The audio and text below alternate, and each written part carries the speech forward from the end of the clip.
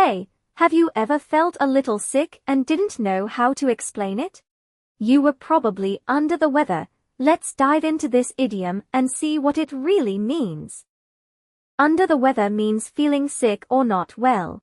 It's a casual way of saying you're not feeling your best, but it's usually not something too serious. Hey, are you okay?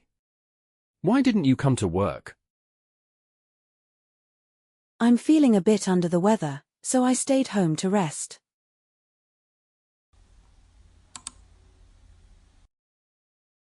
You look tired.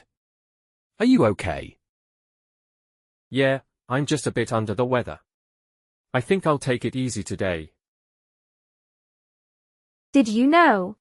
This idiom might come from sailors who felt seasick during rough weather. When they weren't feeling well, they would go below deck to rest, putting them literally under the weather. Pretty cool, right?